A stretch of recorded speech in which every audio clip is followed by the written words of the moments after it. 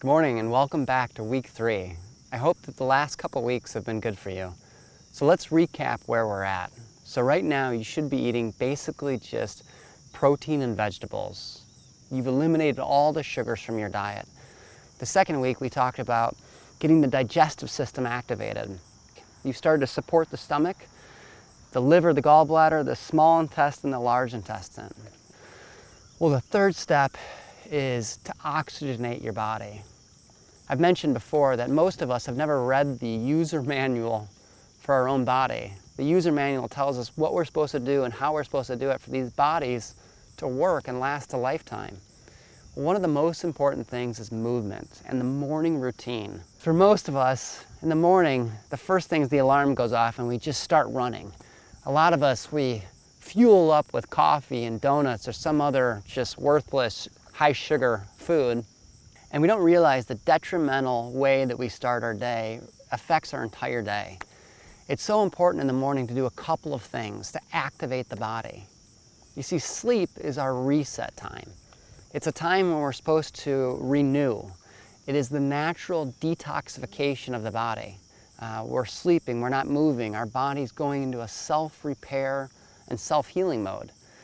And so to get out of bed and immediately go out of detox is not what we need to do. And so there's certain things that have been talked about by almost every person who's trying to achieve optimal health, that you have to start your day in a certain way. So I'm going to go through that with you. The first thing that you need to do when you get out of bed is you need to take a shower. The first thing you're going to do, I know this is tough, is get in the shower and do 30 seconds of just cold as you can stand. And then you can turn it to warm as you want for as long as you want, and then go back to cold before you get out of the shower. This is going to wake up your body. And so from going from hot to cold in the shower a couple of times, we can get our lymph system activated and moving. After you get out of the shower, we need to drink water, not coffee, not juice. We need to drink water. Our digestive system needs to activate. And so what I want you to do is to drink 3 glasses of water as soon as you wake up. You can't wash a car without water. You can't get internal cleansing without enough water. And so 3 glasses of water is going to activate your digestive system. It's going to get your body ready for nutrition. And then after you've taken the shower and gone from cold to hot, and after you've drank 3 glasses of water, now we need to do a morning routine. And this is the routine I'm going to go through with you today. And so what we're going to do is we're going to breathe.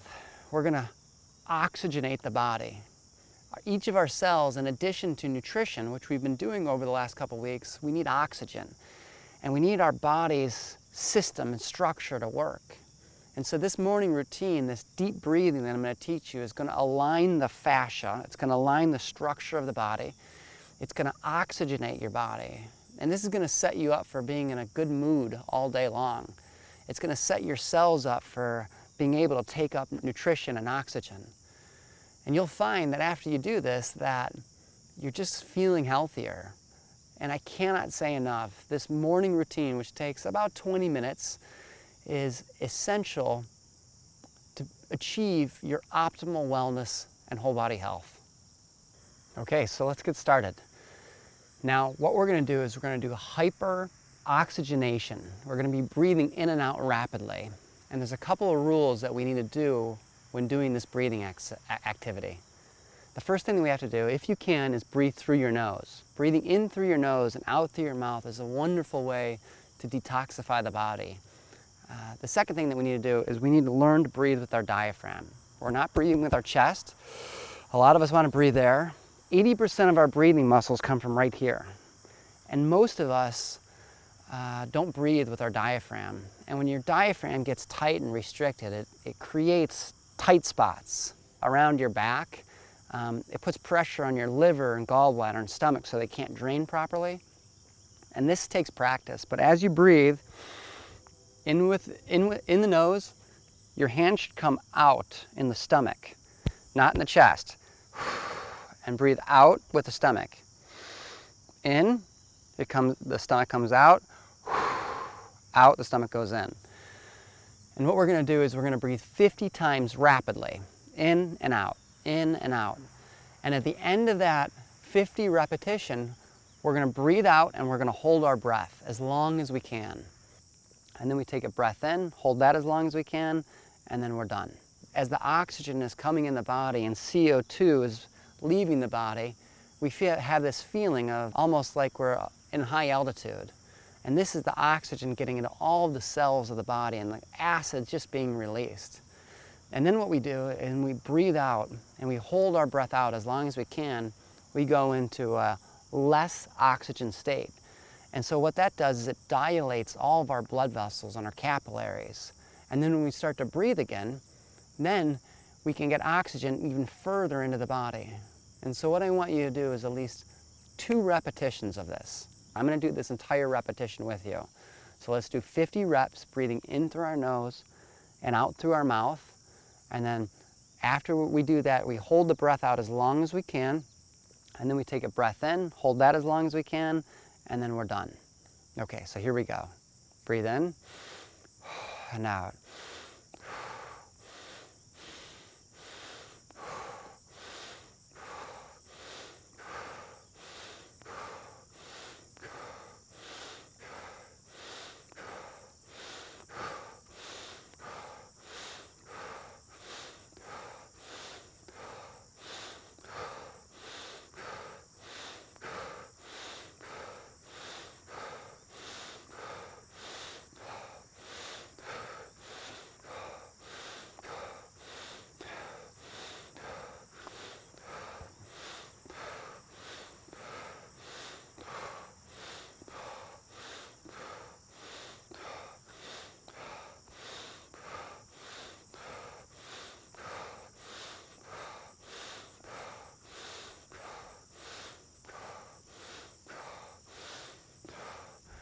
"45, 46, 37, 48, 49, 50. Breathe in, breathe out, and hold it out.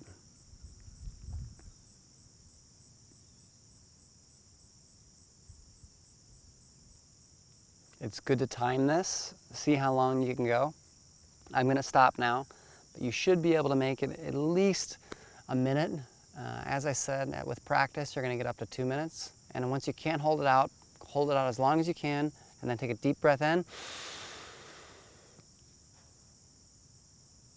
And then hold that breath in as long as you can. And then when you can't hold it any longer, after about another minute, okay, you should be feeling pretty good right now. A lot of you are feeling centered. A lot of people notice that all the thoughts that just repeat inside their brain diminish. People often find they become more aware of their surroundings. And so the last step of getting our morning started right is to stretch. And so I'm going to go through some stretches. This stretching and much of this protocol I first learned from a man named Wim Hof. He has his own Wim Hof method. I highly recommend it. But the low back is the biggest problem for many of us. So after you finish breathing, just start with stretching. And just spend about 30 seconds to a minute on each leg. And so many people can't even touch their toe. And so as you stretch, lean into it and breathe. And each time you breathe, try to go a little bit deeper. Good. The low back, 40 million Americans complain of daily low back pain. And so stretching this low back and keeping, as you get into it, keeping your back arched and your toe up and getting down as far as you can. People who can't touch their toes are destined to have back pain. And so get down there and get to the point where you can grab your foot. And a lot of people I found who couldn't even get to here after doing this for a couple weeks, they're putting their knee on their head and really stretching into it. And really you got to kind of push through this because we're pushing through fascial adhesions and restrictions in the muscle in our low back. Good. After about 30 seconds of that, switch to the other leg. Same thing. Start slow. Breathe.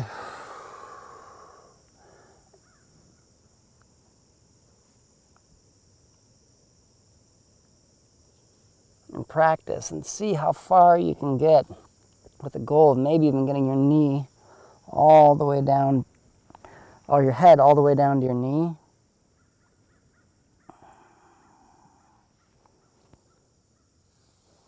Good. After you do that, do both of them.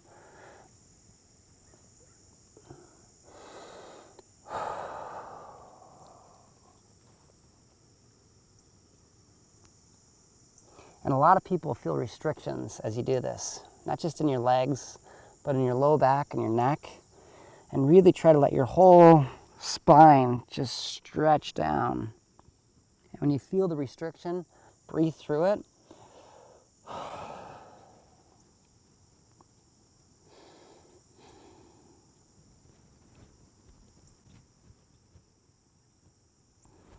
Good.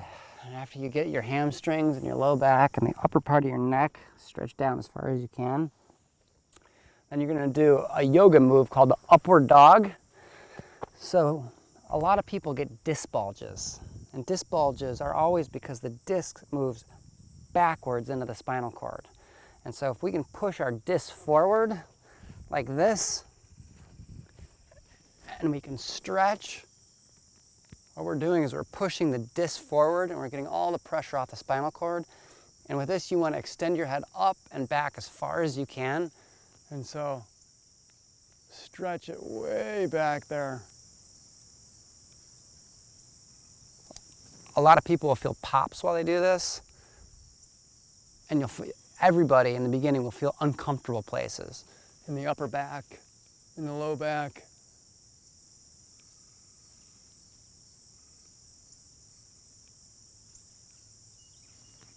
And work through them. Spend about 30 seconds doing that. And after you feel pretty good about that, go into what's called a downward dog, which is the opposite. You plant your legs, stick your butt up in the air as much as you can, and let your head hang.